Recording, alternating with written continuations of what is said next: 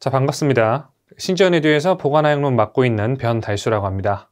보관학론 지금 들어가기 전에 간단하게 과목 소개랑 공부를 어떻게 해야 될지 기본적인 가이드를 좀 잡아드리면, 보관학론 일단 점수 맞기, 점수 획득 난이도는 적지 마세요. 쉽다. 그래서 전략 과목이에요. 공부를 해보신 분들은 납득을 하실 거고, 공부를 안 하시고 대충 한번 교재를 훑어보신 분들은 막 계산 문제, 수학 같은 문제로 나오는데 좀 어렵지 않을까 라고 생각해서 어려울 거라고 생각하셨겠지만, 약간 고득점 전략 과목 1과목이랑 4과목이랑 좀 전략 과목이라고 볼 수 있겠죠. 대신에 얘는 나중에 공부를 하고 점수 획득이 쉬운 거지 공부 자체가 쉽진 않아요. 공부하는 어떤 접근성이라든가 이런 부분은 조금 어렵다고 볼 수 있어요. 어렵고 좀 떨어져요. 왜냐면 여러분들 아시다시피 보관 하역론, 하역에는 하역 기기들이 있죠. 하역 기기라든가 이게 엄청나게 열거식으로 많이 나옵니다. 근데 우리가 뭐 물류관리론에 예를 들어 채찍 효과 이런 것들을 본다면 내용이 살아있죠. 그래서 뭔가 이해가 되고 이해를 통해 암기가 되는데, 이 하역 기기들은 어때요? 이해가 필요한 게 아니라 단순 암기, 그런 암기들의 나열식의 방식이 굉장히 많기 때문에 그런 부분에서 지겹다 라고는 느끼실 수 있어요. 그래서 공부하기는 좀 귀찮아요, 책을 펴기가. 물론 물류 관련 법규보다는 조금 낫겠죠. 앤드 계산 문제가 있습니다. 가끔 이제 물어보시죠. 책을 넘기다 보면 계산 문제가 나오고, 강의를 듣거나 아니면 혼자 독학하시는 분들도 계산 문제가 나오는데 이거 다 제껴도 보관하역론 80점 이상 가능? 이라고 물어본다면 그때그때 다르지만 저는 보통 조금 어렵다라고 생각을 해요. 왜냐면 계산 문제가 적게는 뭐 한두 문제, 근데 정말 어떤 특정 진짜 미쳐 날뛰는 해에는 6, 7문제도 등장을 해요.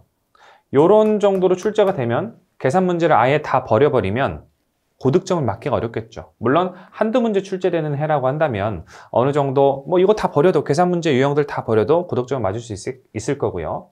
근데 기본적으로 계산 문제는 가져가셔야 된다. 왜냐면 풀어보시면 아시겠지만 너무 쉬워요. 그리고 제가 쉽게 만들어 드릴 거예요. 근데 만약에 계산 문제가 너무 어렵게 나오는 것들은 그건 버리시면 돼요. 그러니까 우리는 맞출 수 있는 유형들과 맞출 수 있는 문제들을 선별해서 선택과 집중해서 가져가서 예를 들어 6, 7문제가 출제되는 해에는 4문제에서 6문제 맞출 수 있게끔 정말 어렵게 출제되고, 이거 풀면 오히려 시간이 너무 많이 흘러서 다른 문제에 지장이 가는 그런 문제들은 제가 적당히 쳐서 버릴 거예요. 그러니까 최대한 계산 문제 가져가셔라. 이 두 개만 좀 극복을 하시면 이 점수 획득 난이도 쉽다, 이 과정으로 가실 수가 있겠다라는 거고요. 자, 공부 방법을 좀 설명을 드리면, 공부 방법은 사실 간단합니다. 지금 강의를 듣고 계시니까 강의 듣고 복습하고 문제 풀고, 이 3단계예요. 뭐 다른 게 할 게 없습니다. 근데 강의는 여기 하나하나의 특징이 있는데, 강의는 우리 5과목 물류 관련 법규랑 그리고 3과목 저랑 같이 하셨던 국제 물류론이랑 다르게 어때요? 이 과목은 빨리 끝내야 돼요. 왜요? 그렇게 시간을 많이 투자 안 해도 돼요. 왜냐면 이 공부 과정이 다 끝나면 아시겠지만 점수 맞기가 쉽기 때문에 하나하나 보관하역론 문구 하나하나에 집중하기보다는 흐름을 캐치해서 쭉 빨리 나가셔서 여기서 아낀 세이브한 시간을 어디다 투자를 한다? 물류 관련 법규랑 국제물류론에 투자를 해주시면 될 것 같고요. 그 다음에 복습은 바로 즉시 그날 한다. 그날 미루지 마시고 그날 하시고, 그리고 문제 푼다. 문제를 푸는데 절대로 제가 국제물류론 시간에도 말씀을 드렸지만 계속 기본서만 돌리다가 기본서 1회독, 2회독, 3회독 이렇게 돌리시고 막판에 문제 풀지 마시고, 저랑 강의 한번 돌리고 복습 한 번만 딱 하시고 1회독 후 바로 문제로 가세요. 아니 선생님, 저는 지금까지 살아오면서 기본서를 여러 번 보고 실력이 어느 정도 됐을 때 문제풀이로 넘어가는 그런 습관을 가지고 있고, 대부분의 선생님들이 그렇게 말하지 않나요? 라고 말씀하시겠지만 일단 저를 믿으세요. 기본서를 한 번만 돌리고 바로 문제를 푸십시오. 그래서 이 텀과 강의 텀과 문제 텀이 여러분들 스스로가 굉장히 짧아야 돼요. 그래서 지금 보관하용론은 챕터를 크게 보관론과 하용론 이렇게 두 개로 나눴는데, 보관론 끝나고 바로 문제를 푸셔도 되고, 보관론에 해당하는 부분, 하용론 끝나고 바로 하용론 문제를 푸셔도 되고, 아니면 빨리 강의부터 다 듣고 이 과목에 대한 문제를 푸셔도 되고, 어찌됐건 중요한 건 강의는 빨리 듣고 너무 현학적으로 깊게 들어가지 마시고 그날그날 복습하시고, 문제는 최대한 강의와 텀을 짧게 해서 바로 들어간다. 이런 방식으로 공부 방향을 좀 잡아드리면 좀 단기간에 고득점이 나올 수 있지 않을까, 그렇게 생각이 됩니다. 일단 기본적으로 강사를 못 믿으면 어떻게 하겠어요? 여러분들이 일단 믿고 선택한 강의니까 제가 하라는 방식대로 하면은 제가 여러분들을 대신해서 공부해드리고 싶어 사실은. 근데 그렇지 못하니까 여러분들이 한 80점 이상, 과거 이제 강의를 수강하고 나온 점수들을 보면 90점 이상도 사실 상당히 많습니다. 근데 제가 80점 이상은 이 방법대로 하면은 80점, 뭐 좀 흔하게 90점 이상, 100점은 장담 못해요. 틀리라고 내는 문제가 있기 때문에. 이런 방식으로 보관학론의 특징 그리고 공부하는 방법에 대해서 설명을 좀 드렸습니다. 보관학론은 5과목과 3과목과 다르게 어느 정도 흐름만 맞으면 되는 문제들이 아주 많아요. 물류 관리론처럼. 그래서 너무 어렵게 느껴지는 문장들은 그냥 쓱 보고 이런 문장도 있구나 하고 넘어가시고, 추가적으로 다른 과목과 다르게 5과목, 특히 법규랑 다르게 보관학론은 법이 아닙니다. 법이 아니기 때문에 정답이 뾰족하게 안 떨어지는 것도 있어요. 나중에 또 다시 설명을 드리겠지만, 그러면 정답에 가장 가까운 경향이 있는 걸 푸시면 돼요. 그러니까 법은 이거잖아요. 나중에 법규 들어보시면 숫자 틀리거나 주어 틀리거나 문장의 말미가 틀리거나 글자 한 글자만 틀려도 틀려요. 왜냐하면 법에는 정답이 명확하게 그 법률, 법조문, 법, 시행령, 시행규칙 안에 들어있기 때문에. 하지만 지금 4과목 보관학론과 1과목 물류관리론, 그리고 좀 더 더불어 2과목 화물운송론 같은 경우에는 사회과학, 경영의 한 갈래에서 나온, 유통의 한 갈래에서 나오는 이제 물류 쪽에는 뾰족하게 정답이 여러분들 눈에서는 복수 정답인 것 같이 보이는 것도 꽤 등장을 하지만 결국에는 가장 틀린 것을 골라내는 그런 시험이다 라고 보시면 되겠습니다. 자, 그러면 들어갑니다. 보관학론은 챕터가 첫 번째 보관론과 두 번째 하역론으로 구분되어 있고요. 우리는 보관론부터 들어가요. 그래서 기본적인 계산 문제는 여기서 많이 나오고요. 여기가 계산 문제고, 적지 마세요. 그냥 한번 쓱 보면 됩니다. 하역론은 이제 하역 기계들이 또는 설비들이 공부를 하는데 접근성 측면에서 조금 어려움을 느끼죠. 일단 편하게 해드릴 테니까 일단 쭉 들으시면 됩니다. 자, 보관론 들어갑니다. 챕터 1 보관론에는 4꼭지가 있어요. 보관, 그리고 물류센터, 재고관리, 그리고 자재관리. 자, 보관 들어갑니다. 자, 첫 번째 개요예요. 자, 기본적으로 물류관리론 시간에 물류의 대표적인 기능 여러 가지 배우셨겠지만 운송, 또 뭐 있어요? 보관, 그 다음에 하역. 그중에 우리는 보관과 하역을 따로 떼내가지고 깊게 보는 내용이에요. 자, 보관은 재화를 물리적으로 보존하고 관리하는 것으로서 핵심 포인트는 이 부분입니다. 생산과 소비의 시간적 거리를 조정한다. 자, 시간적 거리에 네모 딱 하시고, 지금 여기 나와 있는 별표 3개는 기본적으로 이 책 구성이 기본 과정이 있고 단기 과정이 있는데, 지금 이 강의는 단기 과정입니다. 단기 과정은 기본 과정 중에서도 조금 더 에센셜한 부분을 모아놨어요. 여기서 에센셜이라고 한다면 시험에 반드시 등장했었던 또는 등장할 건 못 맞추죠. 제가 출제원이 아니기 때문에. 근데 등장했었던 것 중에서 되게 많은 빈출을 하고 있는 그런 선지를 뽑아서 가져온 거거든요. 그래서 요게 보시면 별표 하나짜리도 매우 중요한 거고요, 사실. 별표 2개는 정말 중요하고, 별표 3개는요, 이번 시험에 거의 90% 이상의 확률로 이 선지들이 등장을 할 것이다 라는 걸 가져온 거예요. 그래서 정말 중요도를 나타내는 교재 구성이니까. 별표 1개도 중요합니다. 네. 자, 시간적 거리를 조정한다. 자, 장소적 효용이나 장소적 거리를 조정한다로 오답 선지가 상당히 많이 나오는데, 얘는 보관의 기능이 아니라 우리 운송의 기능이에요. 보관은 기본적으로 창고라는 장소에서 이루어지는데, 창고는 보관하는 것이죠.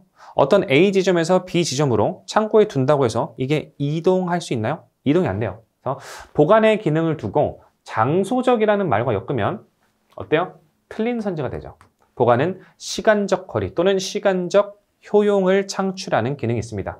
한 시험에서 이 시간적 거리를 조정하는 활동 또는 시간적 효용을 창출하는 활동이 바로 보관의 기능이다. 이걸 알고 있느냐를 묻는 게 한 해에 3번, 3개 정도 출제된 적이 있습니다. 그러니까 거의 뭐 10점 분량이 이 5글자에서 나온 적이 있죠.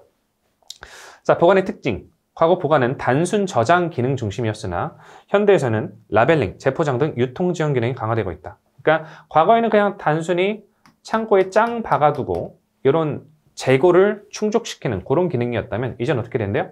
어떤 흐름 중심, 유통, 뭐 재포장, 라벨링 어느 정도의 간단한 가공이라든가 흐름 중심의 유통 지원 기능이 강화되고 있고 이게 전통적 창고의 기능이고 이게 이제 현대적 창고의 기능이 되겠죠. 보관을 이제 창고로, 장소로 바꿔보자면 자, 다품종 소량화, 밑줄, 소량 다빈도화, 밑줄, 리드타임 단축 요 3가지가 어떤 과목에서 쓰여도 대부분 맞는 선지가 됩니다. 현대 물류의 흐름을 보자면 소품종 대량 시대에서 다품종 소량 시대로 바뀌었죠. 그리고 대량 소빈도에서 대량 소빈도는 뭐였어요? 운송의 어떤 효율 때문에 대량 소빈도였는데 요새는 어때요? 고객의 니즈에 조금 더 맞춰서 소량으로 조금씩 여러 번 주문하는 소량 다빈도하고요. 리드타임을 점점 단축하는 방향 쪽으로 지향하고 있어요. 현대 물류는. 그래서 리드타임이 증가되면 나중에 이제 알려드리겠지만 어떤 안전재고가 증가해서 비용이 증가하는 등 굉장히 손실이 크기 때문에 리드타임을 단축하는 쪽으로 지향하고 있죠. 시장 환경 변화에 신속하게 대응해야 된다. 기본적인 특징이고요. 자, 보관의 기능. 체크 표시 하나 해두시고 여기서 말하는 체크 표시는 별표까지는 아닌데 물론 다 중요한 선지입니다만 강의할 때 특히 더 중요한 거는 제가 체크 표시 또는 더 중요한 거는 별표로 할 거예요.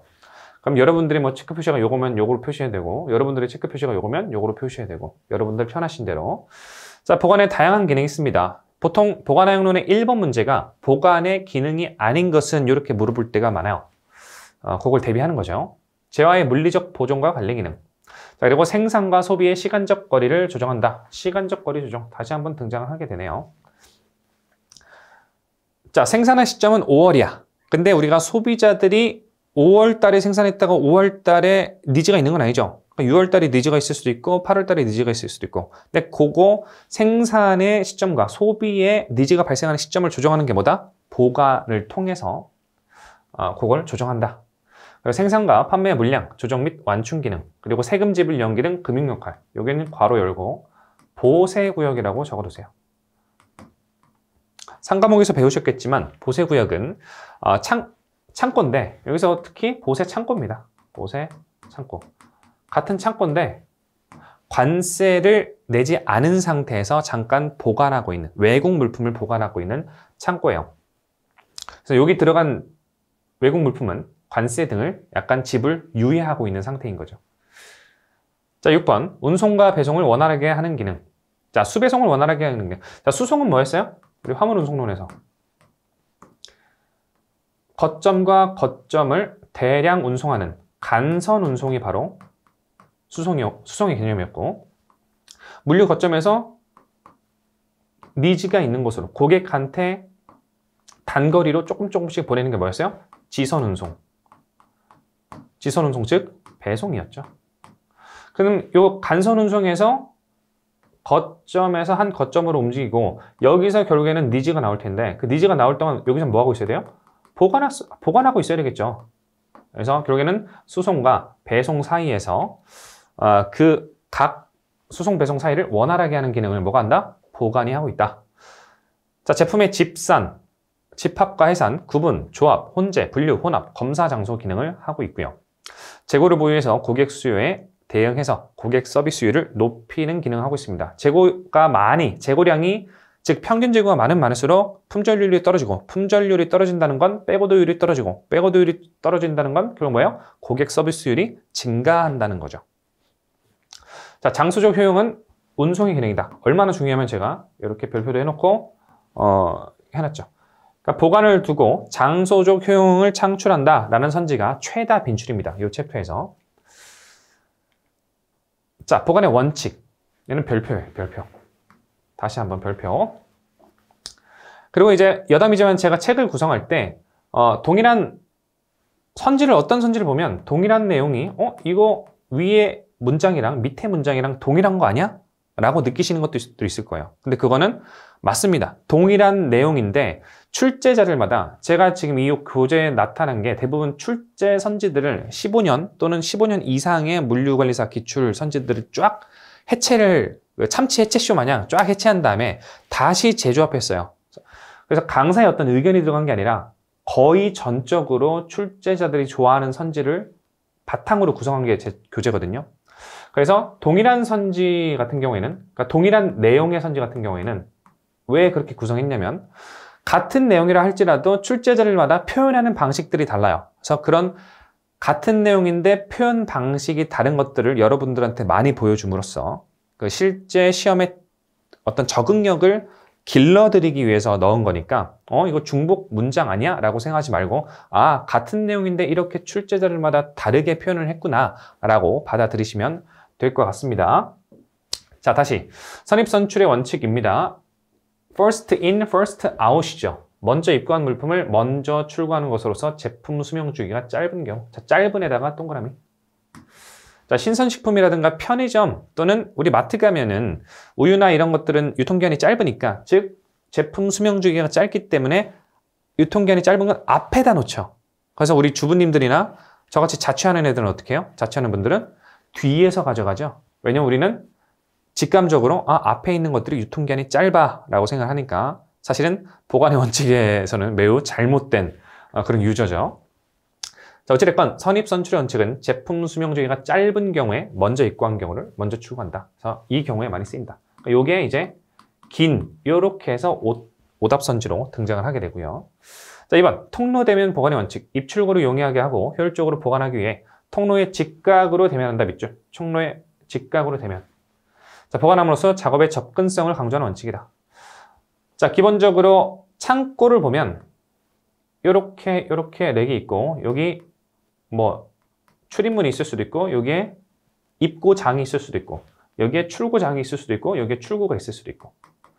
그럼 흐름은 어떻게 돼요? 출입문에서 출구로 가면 이렇게 흘러가죠. 그럼 이렇게 흐름에 방해되지 않게 렉이 양옆으로 있어야 돼요. 그래서 이렇게 직각으로 여기에 보관을 해야 된다는 거죠. 너무나 당연한 거 아닙니까? 그럼 예를 들어 당연하지 않게 표현하면 렉이 이렇게 있으면 어때요? 여기서 물건 입고한 다음에 요렇게 어때요? 직선이에요? 아니면은 요렇게 불필요하게 돌아서 가요? 불필요하게 돌아서 가죠. 그래서 통로대면 보관의 원칙을 지키지 않으면 이런 현상이 발생할 수밖에 없어요. 그래서 불필요하게 직진 흐름을 방해하죠. 그러니까 최대한 거리를 짧게 해야 되기 때문에 통로에 면해서 직각으로 여기다가 이 렉에다가 보관을 하는 게 기본적으로 통로대면 보관의 원칙입니다. 자, 높이 쌓기의 원칙. 공간 효율을 활용하기 위해서 높이 쌓으면 쌓을수록, 그러니까 열을 넓히기보다는 즉 티어를 넓히게 쌓는 게 보관 면적에 대한 효율이 더 좋죠. 자, 회전대용 보관의 원칙. 입출고 빈도가 높은 밑줄. 입출고 빈도. 그러니까 우리가 시험을 문제를 풀 때는 뭐 당연히 이해는 되겠지만 조금 더 확신해가지고 시험에 장악해서 풀어야 되기 때문에 어떤 문구가 등장을 하냐 요걸 좀 체크해서 풀으셔야 돼요. 회전대응의 보관의 원칙은 늘 입출고 빈도라는 키워드를 달고 갑니다. 그러니까 입출고 빈도가 높은 물품은 출입구 앞에다 둬야 그 동선이 짧아지죠. 쉽게 얘기해서 우리가 주방에서 우리 뭐 어머니가 요리를 하실 때 자주 쓰이는 거 설탕, 뭐 진간장, 뭐 미원을 많이 넣으시진 않지만 이렇게 많이 쓰는 것들은 어때요? 가까이다 두죠. 손에 닿는 곳에. 근데 잘 안 쓰이는 거 뭐 허브, 타임, 뭐 바질 이런 것들 어때요? 저 뒤에다가 가끔 쓰니까 그런 것들은. 즉 입출구 빈도가 낮은 것들은 멀리다 두고 입출구 빈도가 가까운 걸 앞에다 둬야 어때요? 동선이 간략해지죠. 그래서 그게 바로 회전대응 보관의 원칙. 입출구 빈도가 키워드다. 자, 위치 표시 원칙. 물품의 보관 장소에 특정한 기호를 사용해서 위치를 표시해서 명확하게 알 수 있도록 어디다 뒀는지. 그러니까 예를 들어 다이소 가보면 여기에 생활용품이다. 여기에는 뭐 차량용품이다. 이런 걸 보여주죠. 그럼 거기 가서 꺼내어 피킹해 오면 되잖아요. 자, 6번 잠깐 띄워놓고 7번 이어서 보시면, 자, 시각에 따라. 그러니까 위치 표시를 잘해야 되지만 그것을 또 시각적으로 식별할 수 있도록 보관하는 원칙이 또 있죠. 그래서 시각에 따라 명료하게 뭐 또 색상이라든가 이런 것들을 둬가지고 보관품 장소나 보관품 자체를 용이하게 찾아낼 수 있도록 하는 것. 뭐 크게 한다거나 명료하게 잘 보이게 눈에 띄게 하는 거죠. 자, 6번 동일성 유사성의 원칙. 동일한 품종 또는 관리하는 특성이 같은 품종은, 예를 들어 관리 특성이 얘는 뭐 냉장 2도에서 10도에 보관해야 돼. 그럼 걔네들대로 냉장식품대로 먹고, 냉동은 냉동식품대로 먹고, 그렇게 해서 동일하거나 관리 특성이 같은 품종은 동일 장소에 보관하고, 유사품은 근처 가까운 장소에 보관해야 한다는 원칙입니다. 자, 네트워크 보관의 원칙. 이 보관의 원칙 중에서도 특히 제일 오답선지로 많이 나오는 애들이에요. 연대출고 네모. 연대출고가 예상되는 관련 품목을 모아서 보관하고, 하나의 계통으로 묶어서 보관하는 건데, 관련 품목을 한 장소에 모아서 계통적으로 분리하고 보관해요. 출하 효율성을 증대시키는 원칙. 이런 거죠. 여러분 치킨 시킬 때 뭐 따라와요? 무 따라오죠. 소금 따라오죠. 머스타드 소스 따라오죠. 뿌링클 소스 따라오죠. 파채 따라오죠. 하여튼 여러분들 머릿속에 치킨 있잖아요. 그죠? 그럼 예를 들어서 치킨 점주가 콜라는 치킨이 나갈 때 항상 콜라가 나가니까 둘은 비슷한 데 있어야 되겠죠? 치킨은 여기 있는데 콜라는 저 다다음 창고, 10m 밖에 창고에다 해놔. 그럼 어때요? 나갈 때마다 치킨에다가 10m 걸어가지고 거기서 콜라 꺼내고, 무는 또 다른 데서 무 꺼내고. 그렇게 하면 힘들단 말이에요. 그러니까 치킨 나갈 때 당연히 무랑 콜라 같이 나갈 거 아니까 한 군데다 묶어놓고, 한 냉장고에 묶어놓고 하나하나 다 묶어서 꺼낼 수 있도록 그렇게 보관하는 것이 바로 연대 출고, 즉 네트워크 보관의 원칙입니다. 그래서 요거를 출제시킬 때는 많은 확률로 연대 출고라는 키워드가 같이 나와요. 자, 9번 형상 특성의 원칙. 형상의 특성에 따라 보관 방법을 변경하는 것으로 보관 시 파손이나 분실이 생기기 쉬운 제품에 적용하는 원칙. 그러니까 물리적 성질에 따라 보관을 하는 거죠. 자, 10번 중량 특성의 원칙. 중량에 따라 보관 장소를 하층부와 상층부로 나누어 무거울수록 아래에다가 두는 거예요. 무거울수록. 가벼울수록 위에다 두는 거고. 왜냐면 그게 더 편하잖아요. 그죠? 무거운 게 저 위에 있어. 그럼 어때요? 꺼내는 공수도 많이 들고, 예를 들어 포클리프트로 꺼낸다고 한다면 마스트가 저 위에까지 올라가야 되잖아요. 그죠? 동선을 최대한 짧게 해야 되는데, 그러니까 낮게 하는 거고, 어떤 작업의 위험도도 있어요. 무거운 걸 위에다 하면 어떡해요? 여러분들 책장이 무거운 걸 위에다 하면 어떡해요? 꺼낼 때 책장 자체가 쓰러질 수 있죠. 여기서 책장은 렉이라고 표현하면 굉장히 위험한 상황이 됩니다. 그래서 무거울수록 하층부입니다. 이것도 어떻게 출제됐겠어요? 상층부로 바꿔서 출제했겠죠. 제품의 물리적 성질에 근거한 보관 원칙은 지금 방금 봤었던 9번과 10번입니다. 네, 그 외에는 물리적 성질보다는 어떤 효율성 이런 것들을 더 따지는 거죠. 자, 이번 창고입니다. 결국 보관은 어디서 이루어져요? 창고에서 이루어지죠. 자, 창고의 기능은 한번 읽어보시고, 제가 읽어보시라고 한 거는 시험에 안 나와서 읽어보라고 하는 게 아니라, 물론 조금 뭐랄까요, 중요성이 덜하는 건 그냥 한번 읽어보세요 이런 것도 있지만, 여러분들이 혼자 스스로 읽어도 무방한 것들은 그냥 여러분들한테 맡기고 있어요. 기본적으로 강의를 듣는 건 선택과 집중을, 이런 말은 맨날 듣죠 여러분들. 선택과 집중해라. 선택과 집중해서 결국 뭔데 목표가 시간을 좀 덜 쓰고 합격하는 거예요. 여러분들은 돈을 내고 강의를 듣고 시간을 벌어간다고 보시면 돼요. 그죠? 시간을 좀 덜 쓰고 합격 확률을 높여가지고 그 줄인 시간 동안만큼 다른 거에 좀 투자할 수 있도록, 여러분들이 독학을 했을 때보다 강의를 들었을 때 혼자 공부해서 어디가 중요한지, 어디가 시험에 많이 나오고 어디를 많이 봐야 출제자의 시선과 비슷해지는지를 알기 위해서 강의를 듣는 거기 때문에 제가 목표로 하는 건 선택과 집중을 시켜드리는 거예요. 그러니까 혼자 볼 수 있는 거 혼자 보시고, 저랑 같이 보는 거는 어려운 거나 시험에 많이 나오는 거나 출제자들이 좀 강조하는 것들, 출제자들이 강조했던 것들, 어떻게 강조해요? 시험 문제의 빈도로서 강조하는 거죠. 그죠? 그런 것들을 저랑 주로 볼게요. 그래서 책에 있는 걸 전부 다 다루지는 않는다라는 거 말씀드립니다. 자, 보관 창고, 저장 창고, 저장 중심형 창고, 전통적 창고. 자, 판매 지원형 창고로서 유통 경로 단축, 판매 확대, 서비스 형성, 물리비 절감을 목적으로 한다. 자, 보관 창고랑 유통 창고라는 개념이 나오고, 지금 보관 창고를 읽어봤는데 얘네 두 개를 비교하는 문제를 좀 대비를 하셔야 됩니다. 근데 너무 쉬워. 보관 창고는 저장 중심이에요. 저장 중심. 뭔가 액티브한 기능이 없어요. 그냥 말 그대로 짱 박아 두는데요. 근데 유통 창고는 좀 더 액티브한 기능이 있습니다. 유통 중심형, 자, 흐름 중심의 밑줄, 판매 지향형 창고, 그리고 1과목에서 배웠었던 크로스 도킹. 크로스 도킹은 별도 챕터가 있으니까 1과목에서도 배우셨겠지만 우리 뒤에도 있으니까 일단 적어 놓기만 하세요. 크로스 도킹 창고는 전통 창고, 보관 창고보다는 유통 창고와 그 기능을 일맥상통하게 합니다. 자, A. 순수한 저장 중심형 창고가 아니라 공장에서 출하한 상품의 원활한 시장 유통을 위한 유통 중심, 흐름 중심형 창고이다.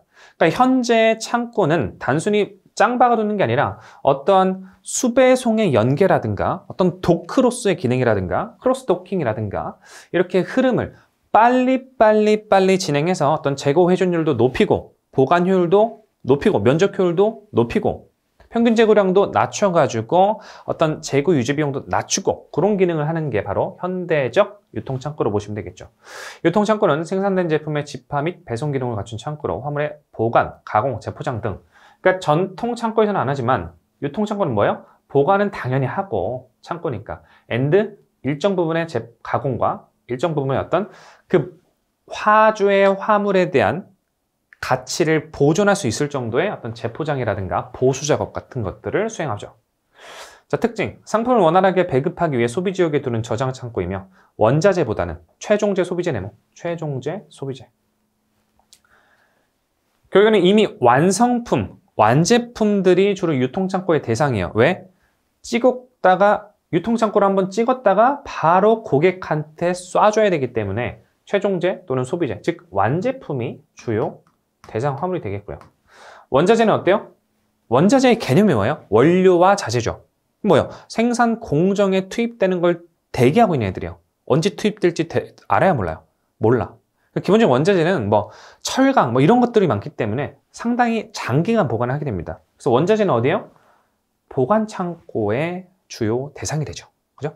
그러니까 보관 창고에는 원자재, 유통 창고에는 최종재 소비재가 주요 대상 화물이다. 그래서 두 개 비교할 수 있어야 됩니다. 그리고 또 중요한 부분, 운영 형태에 따른 분류. 그러니까 창고를 이리 뜯어보고 저리 뜯어보고 이 분류 방식으로 한번 분류해보고 저 분류 방식으로 한번 분류해보고 이런 거예요 지금. 자, 자가창고와 뒤에 보시면 영업창고가 나오는데 지금 공부할 것은 자가창고 vs 영업창고 이 두 개의 장단점을 서로 비교하는 문제를 대비를 하셔야 돼요. 자, 자가창고 뭐예요? 우리 자가용, 자가 아파트 뭐야? 내 거, 내 창고 얘기하는 겁니다. 내 소유의. 자, 장점과 단점 명확하죠. 여러분들 우리 집이 자가인지 우리 집이 뭐 월세인지 그걸 염두에 두시면서 보시면 쉽습니다. 자, 자사에 적합한 최적의 창고 설계 및 운영이 가능하다. 우리 집에 맞는 인테리어, 우리 집에 맞는 내 동선에 맞는 내가 애기들을 키우고 있기 때문에 문지방이 없어야 돼. 문지방이 있으면 걸려 넘어지기 때문에 이런 변경들 쉽게 할 수 있죠. 왜? 자가니까. 운영 시간에 대한 탄력성이 높죠. 아무 때나 들어가서 작업해도 되죠. 왜? 내 거니까. 시설 변경? 내 맘대로 할 수 있죠. 우리 집이니까. 전셋집, 월셋집 아니고 우리 집이니까. 탄력성 높죠. 맘대로 할 수 있다는 뜻이에요. 영업창고에 비해 자사의 특수 물품에 적합한 구조와 하역 설비 맘대로 바꿀 수 있고요. 영업창고에 비해 낮은 고정비를 갖기 때문에 재무 유동성이 향상된다. 그러니까 영업창고는 뭐냐면 여러 명의 화주를 바탕으로 임치료를 받아서 되게 크게 해야 되는 거예요. 근데 자가창고는 어때요? 내 물건만 하는 거에 대부분이니까 그 규모가 좀 작아도 돼요. 그래서 기본적으로 낮은 고정비를 갖습니다. 재무 유동성이 뭐 향상된다는 내용이 있을 수 있고요. 자, 단점은 내 거니까 어때요?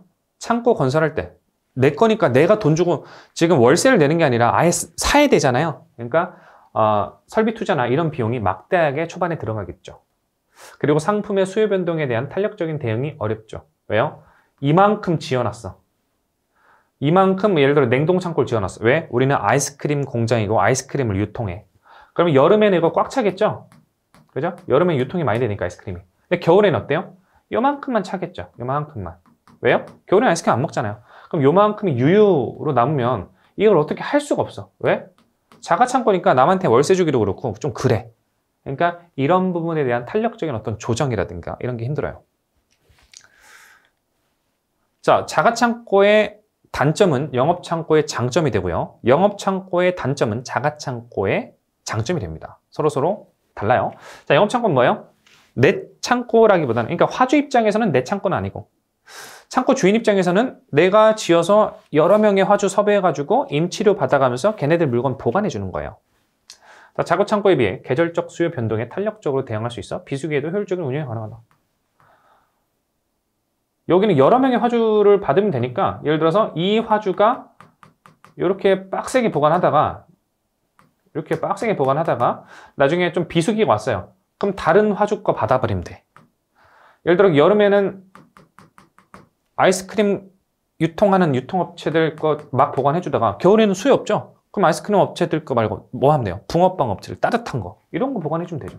그러니까 그 동일한 공간에 대해서 자가창고보다는 효율적으로 탄력적으로 그런 어떤 물동량에 대한 대응도 할 수 있죠. 뭐 화주 입장이나 아니면 창고 주인 입장이나. B. 시장 환경에 따라 변화에 따라 입지 장소를 수시로 변경할 수 있다. 이건 약간 화주 입장이에요. 화주 입장. 그죠?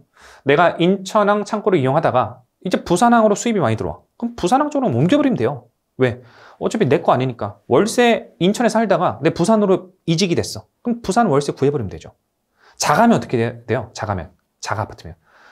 전세 줘야 되지. 막 귀찮잖아요. 그죠? 네. 자, C. 보관이나 하역에 따른 비용 지출에 대한 코스트 관리가 가능하다. 여러분들이 노래방을 한다고 생각해봐요. 그럼 여러분들이 노래방 하면 노래방에서 노래 한 곡 부를 때 여러분들이 노래방 주인이야. 그럼 노래 한 곡 부를 때 500원이다, 1000원이다. 계산해요? 안 하죠. 마찬가지로 내 창고면은 내가 가지고 있는 어떤 포클리프트, 지게차로 하역을 하고 뭐 입차를 시키고 하역을 하고 뭐 검수하고 이런 과정에 대해서 코스트 관리가 거의 안 돼요. 근데 영업 창고를 쓰면은 어때요? 물류를 실제로 하고 계신 실무자분들 아시겠지만, 예를 들어서 어떤 물건이 창고에 들어가면 하루만 들어가도 임치료가 발생하고, 그죠? 지게차가 한 번만 쓰여도 어떻게 돼요? 하역료가 발생하죠. 계산, 코스트 관리를 하기 싫어도 비용이 발생하기 때문에 영업 창고는 화주들 입장에서는 코스트 관리가 명확하게, 오늘 지게차 1시간 썼다, 2시간 썼다. 또는 임치료 하루당 얼마, 이틀당 얼마, 이런 게 정확하게 계산이 되죠. 왜냐면 정확하게 계산을 해서 청구를 하기 때문에, 그죠? 네. 자, 품목 특성에 맞는 하역기기를 갖춘 창고 선택으로 신속 작업해서 뭐 입지 장소를 이렇게 바꾸면 되죠. 우리 물품에 맞게끔. 자, 화주의 측면에서는 설비 투자, 고정 투자가 불필요하고, 반대로 따지면 영업 창고 주인 입장에서는 설비 투자 해야 되겠죠, 근데. 자, 니은 단점. 작업 시간에 대한 탄력성이 적다는 것이 단점이다. 왜?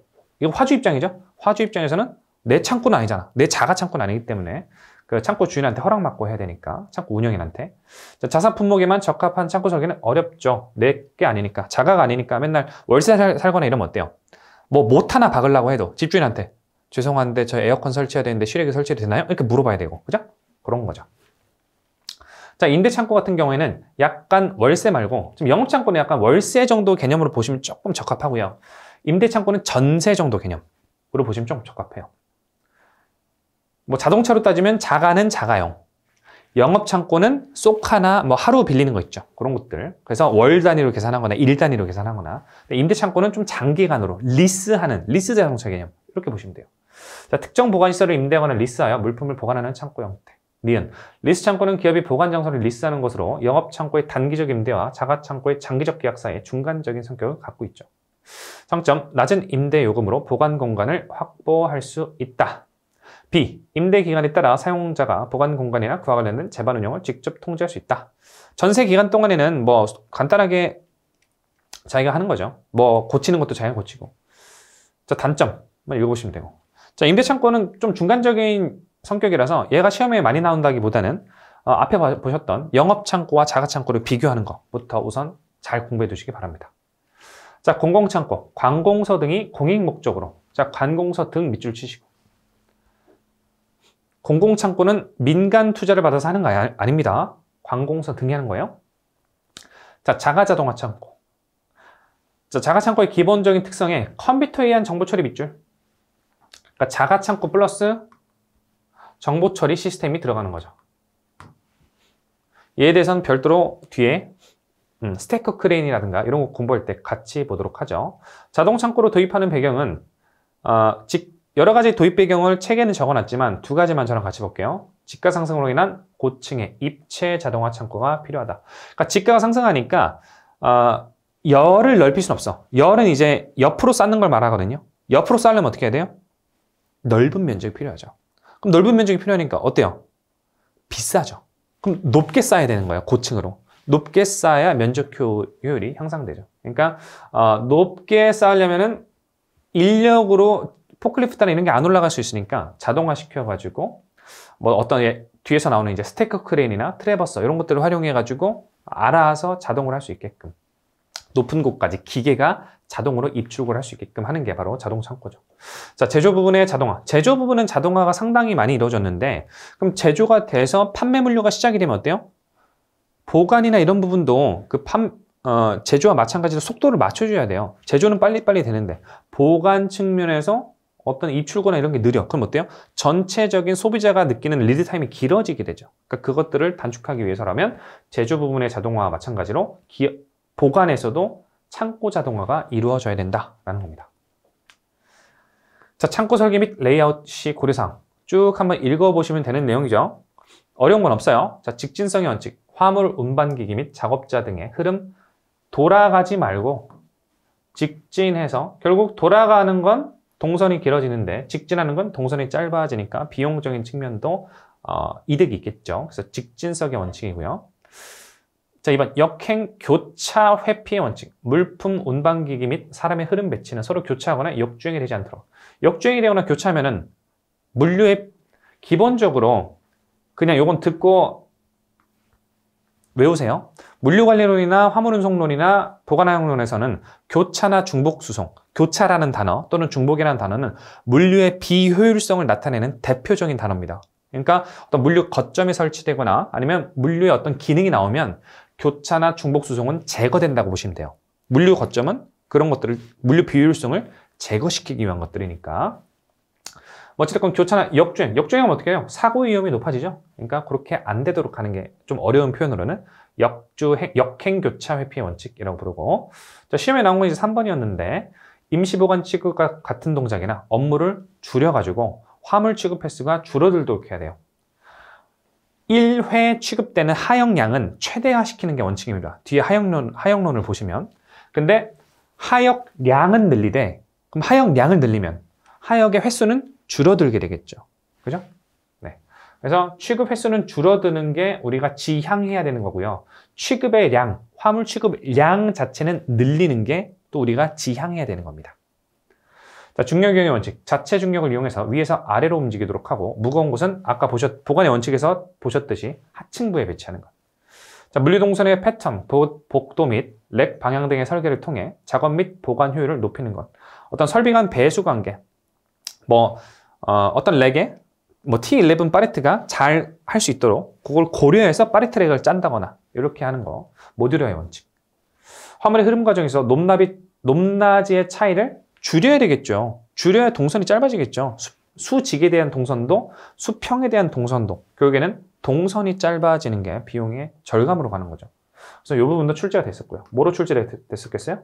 최대화로 출제됐었겠죠. 자, 보관 계획의 기본적인 고려 요소. PQRST. 얘는 보관 계획의 기본적인 고려 요소로 나오기도 하고, 이 자체가 하나의 관용구구처럼 어떤 창고의 입지 선정 또는 그렇죠. 창고 입지 선정 시 고려해야 될 사항이기도 하다. 그러니까 여러 군데서 쓰이는 개념이에요. 그러니까 둥둥둥 떠다니는 여러 군데서 이게 차용해서 쓸 수 있는 개념이니까 지금 외워두십시오. 자, 프로덕트, 보관 대상물. 그러니까 얘랑 요 한글 표현이랑 매칭시켜서 외워두셔야 된다는 얘기예요. 프로덕트, 보관 화물이에요. 대상 화물의 어떤 형상이나 가격, 중량, 그리고 부피는 얼마만큼 차지하는지 요거를 어떤 창고의 입지 설정이나 보관을 계획할 때 얘는 용적이 크니까 어디다가 보관해야 돼? 할 때 당연히 고려해야 되겠죠. 프로덕트에 대해서. 그리고 퀀터티, 전체 운반이나 전체 보관량 어느 정도로 재고로 둘지, 재고량 이런 걸 고려할 때 퀀터티. 요 Q를 뭐로 바꿔서 나누냐면 퀀티티 말고 또 뭐 있어요? 퀄리티가 있죠. 퀄리티, 즉 품질은 보관 계획의 기본 요소 사항이 아닙니다. 품질은 제조 또는 우리가 전혀 관계없는 생산에서 봐야 되는 거죠. 품질 관리, QC 같은 것들은. 자, 루트 또는 라우트, 입구, 출구 또는 입출구 작업까지 작업 경로나 라우트, 루트, 순서에 따른 분석입니다. 자, 서비스, 뭐 보조 서비스 또는 이 보조를 빼고 그냥 서비스라고 표현하기도 하고. 자, 운반이나 보건 목적을 어떻게 지원할 것인가에 대한 분석. 그러니까 관리를 어떻게 할 것인가. 보존 방식이나 보관 방식, 수주 시스템, 즉 주문 받는 시스템, 발주 시스템, 주문 내는 시스템, 재고 관리에 대한 방식. 이런 것들에 대한 것들도 우리 보관 계약을 짤 때 고려해야 되겠죠. 그리고 타임, 긴급성, 피크 타임, 타이밍 관리, 계절성 이런 것들도 긴급한 것들은 어때요? 앞쪽에 배치를 하거나 보관 계획을 세울 때 얘를 우선해서 계획을 세우고 해야 되겠죠. 네, 그래서 PQRST. 그래서 이 PQRST를 활용해서 나오는 게 크게는 이 세 가지가 있습니다. 입지 조건 분석 방법. PQ 분석. P가 뭐였어요? 화물, product. Q는 quantity. 그러니까 어떤 상품이 P죠? 어떤 양으로 흐르고 있는가를 분석해보는 게 PQ 분석이고요. 여기에 그 단어 뜻이 담겨 있어요. PQ 분석. R, 어떠한 물량이 어떠한 경로로, 이게 뭐예요? 루트죠. 있는가를 파악하는 기법. 자, ST 분석은 뭐예요? 제조와 판매 부분의 효율성 있는 연계를 위해 보조 부문이 어떠한 기능을 갖춰야 돼? 보조 부문이, 이게 뭐예요? 서비스. 어떤 기능을 갖춰야 하는지 과거와 현재의 실상을 면밀히 분석 후 결정하는 기법. 즉, 언제, 타임, 어떤 형태, 어떤 서비스로 입출고에 대응해야 할지. 이게 ST 분석. 이렇게 크게 PQRST라는 개념도 이해해 두시고 PQRST에서 파생된 어떤 분석법도 알아두십시오. 자, 창고 내 보관구역 경납장 유형입니다. 얘는 어떤 문제를 출제하냐면 이 그림을 주고 이게 설명이 얘가 맞는지 이렇게 설명과 그림을 매칭시키는 게 지금까지 출제가 되어 왔어요. 그러니까 크게 어렵진 않아. 보시면 자, 왼쪽 경납장 유형을 보시면, 그러니까 경납장이 뭐냐면 보관하는 곳이에요. 보관하는 거. 예를 들어 의류, 우리 신발 사러 가거나 이러면 경납장 어디 있어요? 경납장 우리도 모르는 직원이 260 있어요? 물어보면 잠시만요 하고 가잖아. 그곳이 경납장이에요. 자, 선입선출이 많지 않은 소품종 다량품의 경우, 자, 소품종 다량품, 품종은 많이 없어. 그러니까 막 굳이 섹션을 구분하거나 이럴 필요도 없다는 얘기겠네요. 적치장 안쪽에서 순서대로 적치해놓고 출고시 가까운 곳에서부터 출고는요. 그냥 여기 다 쌓아놓은 다음에 그 다음에 어차피 품종이 적으니까 여기서 출고하는 거 제일 간단한 거죠. 공간 자체가 통로가 되는 가장 간단한 유형. 그러니까 여기에 들어가서 지금까지 통로였지만 여기에 물건 딱 쌓고 나오면 여기가 이제 보관 공간이 돼버리죠. 그러니까 통로에 물건을 적치해놓고 나오면 이제 거기가 보관 공간이 되는 거다. 그럼 요거는 소품종 다량품에 적용해서 선입선출을 할 필요가 없었지만 선입선출이 만약에 필요해. 그럼 어떻게 돼요? 밑에 경납장으로 바뀌게 되는 거죠. 선입선출이 필요하게 될 때 2열 또는 3열의 병렬로 정렬을 입고 출고하는 유형. 품종이 이렇게 두 개가 된다고 생각해봐요. 그러면 일단 여기다 A 품종 쌓아놓고 B 품종 여기다 쌓아놔. 그리고 이제 출고는 여기서 해. 그 다음에 A가 또 입고되고 B가 또 입고되면은 여기가 아니라 그 옆에다가 열을 하나 더 만들어서 A의 신품목과 B 같은 경우에는 B의 신품을 여기다 해놓고 요거 다 쓰면 이제 그 다음에 요거 쓰고 그럼 어때요? 선입선출이 원활하게 이루어질 수 있겠죠. 그래서 선입선출이 필요하게 될 때 밑줄 2열 또는 3열 요 키워드 나오면 요 그림 뽑으시면 되겠죠. 자, 재고 종류가 많아질 때 피킹 순회 거리를 짧게 하기 위해 동일 품목은 좁게, 깊이는 깊게. 자, 동일 품목은 폭 좁게, 깊이는 깊게.